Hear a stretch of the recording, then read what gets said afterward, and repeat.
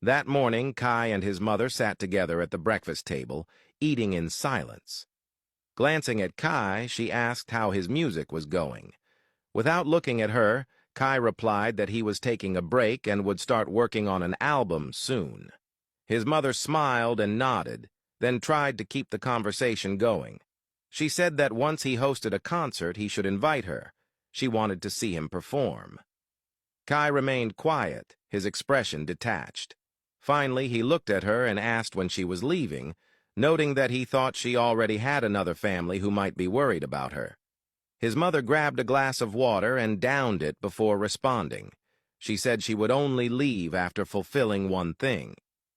She added that he and Fang were not getting any younger, that it was time for them to marry and start their own families. Reaching into her handbag, she pulled out several photographs and placed them before him, explaining that each was a girl from a prominent family with good backgrounds, and that he could choose whichever he liked for a date. Kai picked up the photos, scanning them one by one. His mother watched him expectantly, waiting for him to give her the go-ahead. He placed them down firmly and said that none were his type. He did not want any of them. Concern creasing her face, his mother pressed further, telling him these were the best girls available. She asked what his type was, promising to find someone suitable, insisting that he was getting older and needed a woman in his life, someone to start thinking about marriage with. Kai stood, his expression detached and unreadable. He told her he would decide on marriage in his own time, and that if it happened he remained single, with no kids or wife, that would also be acceptable. Before he could leave, Fang entered the room looking disheveled. His clothes were torn, his breathing heavy, and his eyes wild. Their mother immediately stood, worry etched on her face, asking what had happened to him and how he had ended up in such a state. She also questioned the rumors she had been hearing about him trying to shoot Liwei. At the mention of Liwei's name, Fang snapped, his voice harsh and filled with venom. He told her he did not want to hear that devil's name again, then turned and stormed out. Kai chuckled softly, shaking his head as he looked at his mother. He told her, with a wry grin, that the person who needed a wife the most was Fang, not him, and she had better start finding girls for him before he ruined himself. With that, he walked out, leaving his mother standing there, frustrated and exasperated. Meanwhile, Amara sat on her hospital bed, her posture tense as Suri stood before her, her eyes fixed in a deliberate, measuring stare. Returning the gaze, Amara asked what she wanted to talk about. Suri finally spoke, explaining that she had worked at East Gate Group for years, dreaming of a place within the company because of its reputation and prestige. She added that she could not stand by and watch the name and reputation of the company be dragged through the mud due to a relationship that should never have happened. Amara's eyes narrowed, sensing the gravity of what was coming. Suri opened her handbag, pulling out several newspapers and tossing them onto Amara's bed. Amara picked up one, glancing at the headlines, while Suri continued to speak, her tone steady and unwavering. She told her that every newspaper before her carried stories of once-respected Chinese public figures and influential families who had been adored, untouchable, and yet ended up shamed, canceled, and blacklisted the moment they chose to date or marry a foreigner. The public never forgot. The industry never forgave. The consequences always fell hardest on those who broke tradition. Suri's finger traced the headlines as she explained that one man's career collapsed within a week of marrying an American actress. Another CEO was forced to step down because his fiancée was European, and a beloved singer lost everything after being seen with a black girlfriend. Even the families themselves disowned these individuals for bringing shame. Her gaze sharpened, locking onto Amara. She told her that Liwei was not just another man. He was the face of East Gate Group, the most watched bachelor in China, carrying an empire on his shoulders. If the public ever discovered that he was dating a black girl, the fallout would destroy him and drag the entire company down. Investors would panic, partners would withdraw, and the board would act without hesitation to protect the company's name. Her words landed like heavy blows, sharp and suffocating. Amara stared at the newspapers, at the faces of people destroyed for the same crime Suri accused her of committing. Her chest tightened, her fingers curling around the paper as if she needed something to anchor herself. Then, with a sudden, sharp sound, the hospital room door swung open. It cut through the tension like a knife, startling both women. Liwei stepped inside. His eyes flicked to the newspapers on the bed and to Suri, standing a little too close to Amara. His voice, firm and commanding, cut through the room as he asked what was going on and why she was there. Liwei stood there, his eyes locked on Suri, moving even closer, his gaze sharp and unyielding, his voice firm as he demanded to know what she was doing there, why she had left her office, why she had abandoned her work to come here. Suri, panic flickering across her features, stammered that she was only worried about Amara, that she had come to make sure she was okay. Liwei's anger simmered, his jaw tight as he grabbed the newspaper she held, pressing it slightly in his hand, demanding to know what it was, warning her not to think he was unaware of what she had just said to Amara. Suri's hands trembled as she steadied herself, meeting his icy gaze, insisting that her worry extended to him and East Gate Group, that she didn't want him to end up like those who had made the same mistakes before. Liwei leaned closer, his voice cold as steel, cutting through her excuses, asking her what mistake she meant. Suri, her body slightly trembling, explained again. The mistake of being involved with a foreigner, of crossing the invisible line, and how disaster had followed those before who had done the same. His gaze remained fixed, sharp, unblinking.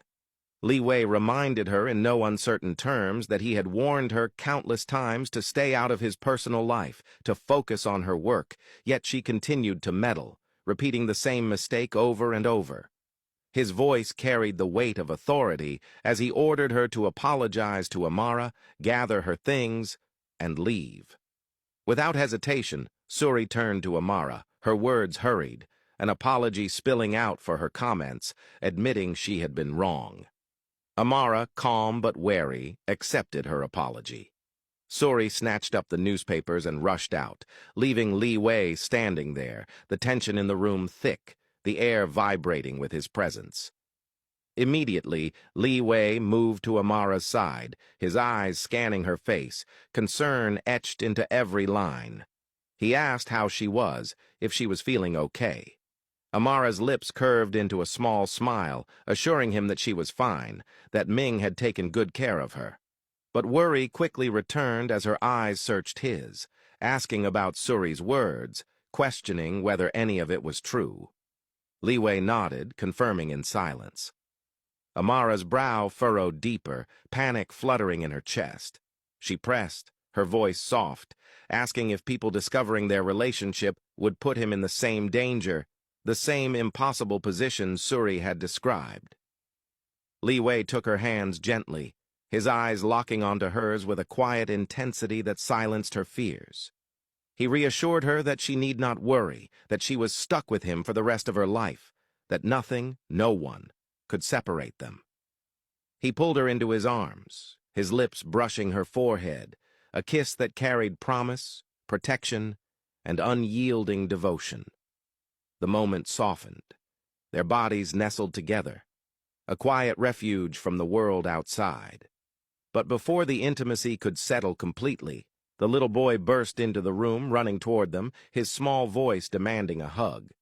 Liwei's expression shifted, a mixture of caution and warmth as he reminded the boy that he had told him to stay in the car, that Amara would come to him.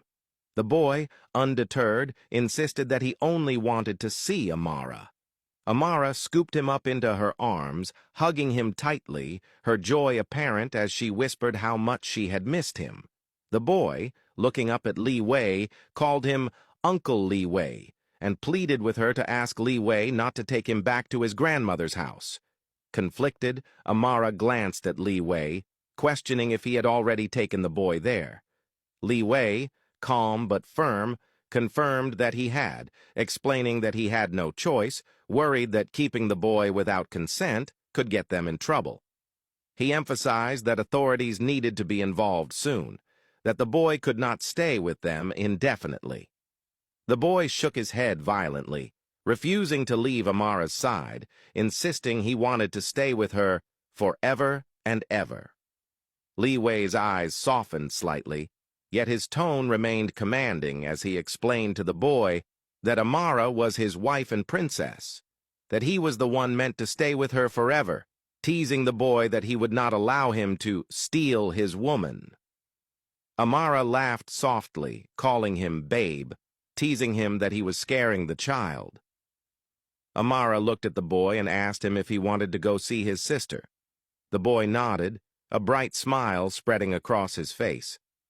Before she could pick him up, Liwei intervened, gently telling her that she was still injured and shouldn't be doing that.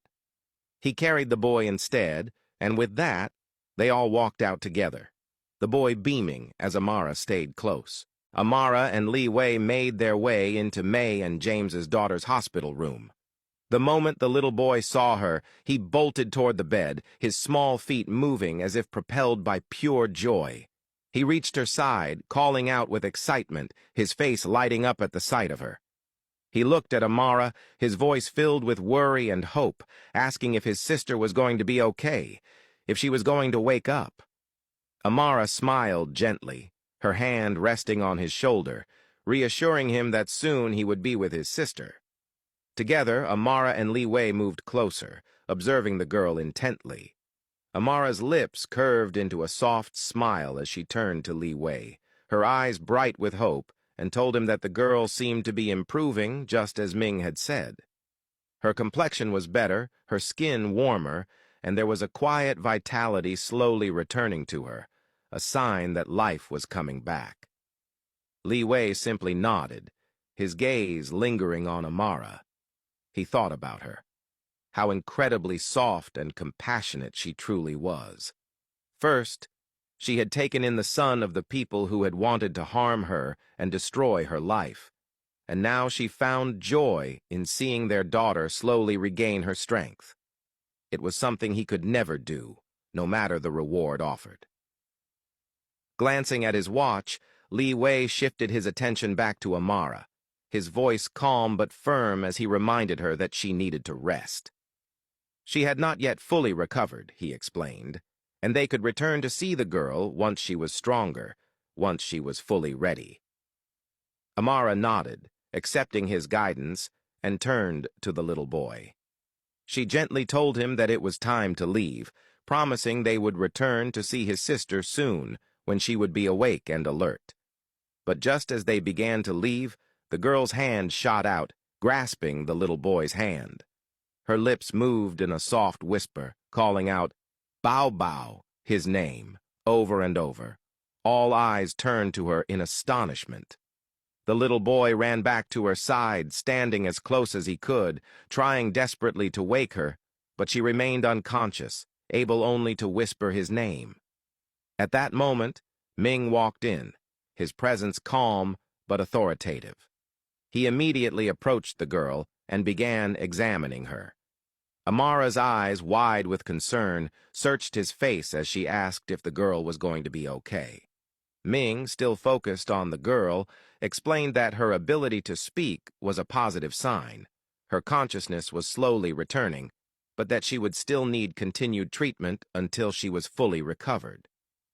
He reassured them, however, that her progress was promising, and it was only a matter of time before she fully regained her health. Relief washed over Amara as she thanked Ming, her voice filled with gratitude. Ming, ever humble, deflected the praise, telling her that it was because of her suggestion to use the menthol method that the treatment was now working so effectively.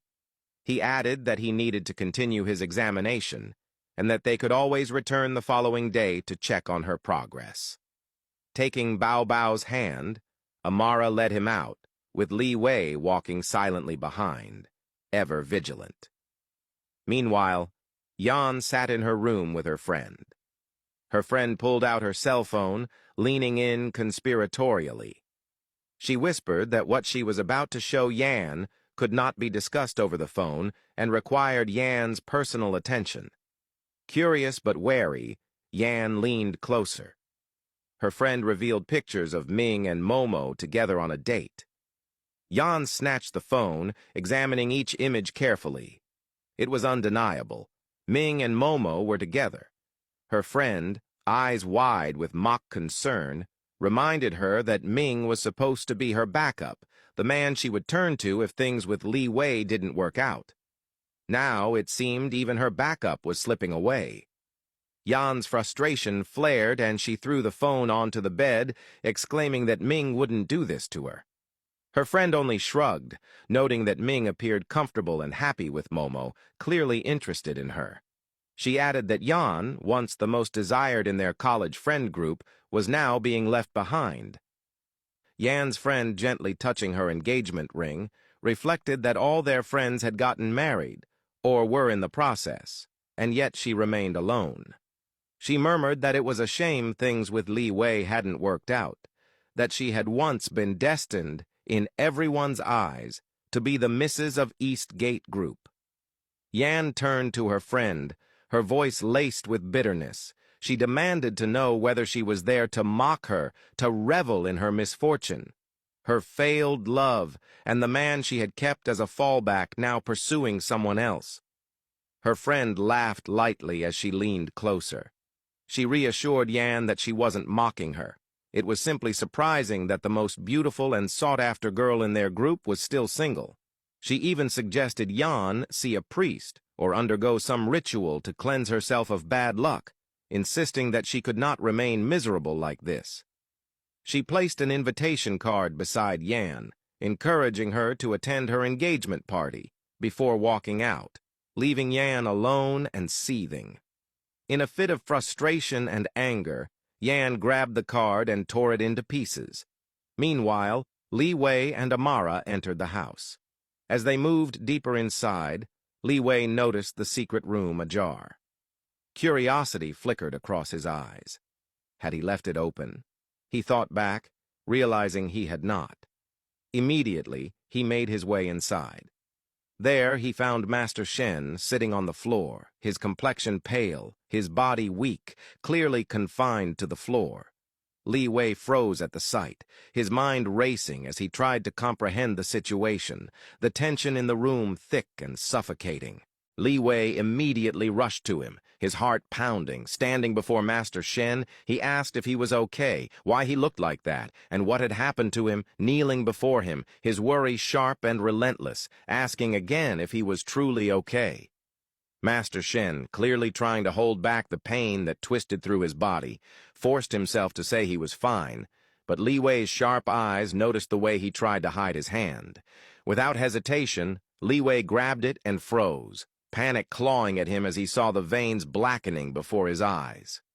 His fingers trembled as he reached for his cell phone, stating he was calling an ambulance, but Master Shen's hand shot out, stopping him, his voice strained yet firm as he said the hospital wouldn't help, that he was okay.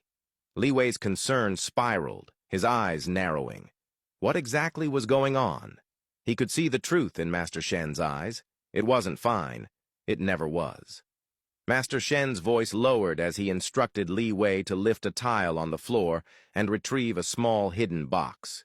Without hesitation, Liwei moved, his hands searching quickly, finding the tile and shifting it aside. His fingers closed around the small box, well hidden, and he handed it over. Master Shen opened it, revealing a tiny bottle of liquid, and drank it without pause.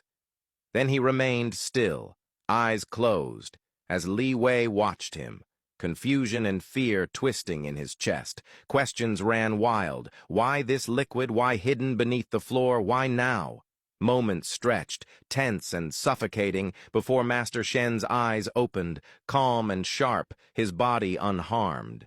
Liwei's gaze darted to his own hand, black veins gone, and he stood, rigid, his expression hard, demanding to know what was going on, reminding him that they had promised no secrets, yet here was a truth that shattered that promise. Master Shen rose slowly, his gaze locked on Liwei, telling him it was time to come clean. He admitted that when the mastermind's people broke into his house, they had injected him with a chemical that forced him to take this liquid, and that he would have to keep getting it from them or risk death. Liwei's eyes widened in shock, disbelief mixing with dread. Why would they do this? Surely they just wanted something from him, right? Master Shen's gaze remained steady as he revealed the horrifying truth. They wanted him to remove Amara from Liwei's side, and until he did, they would not give him the cure. The liquid kept the symptoms from worsening, kept the pain at bay, but it was a fragile shield, not a solution. Liwei stood there, stunned, the weight of the revelation pressing down on him. There was so much he didn't know, so much Master Shen had kept from him. This wasn't the man he knew, strong, unshakable, untouchable. And now, here he was, vulnerable and forced to obey. Leaning in, his voice low but firm, Liwei asked if this was really true. Master Shen nodded, grim, warning that they needed to destroy the mastermind before he grew even stronger, before things spiraled further out of control. Liwei's jaw tightened, resolve hardening. He stated that after Amara's birthday, they would strike with everything they had, no holding back. Master Shen agreed, telling him he had already gathered information that could help and would continue to do so. Liwei's concern flared again, asking what would happen to the chemical in his veins, but Master Shen waved it off, confident, saying he could handle it. He told Liwei he needed rest, that his body wasn't at its best, and that everything would end after Amara's birthday, just as he planned. With a final glance, he walked away, leaving Liwei standing uneasy, alert to the subtle change in him, sensing that the closer they got to the mastermind, the more Master Shen had changed, as though he wasn't himself anymore. Liwei knew he had to remain guarded, vigilant. Meanwhile, Master Shen approached the main house. As he reached the door, it opened, and Kai stepped in. Kai's gaze swept over him, slow, calculating, as if trying to remember. Recognition flickered in his eyes. He remembered colliding with him while retrieving his father's belongings at the hospital. His mind raced, piecing it together. This was no coincidence. The same man from the hospital, now here in Liwei's house, standing in front of him. Questions churned, tension mounting as he silently wondered what was really going on.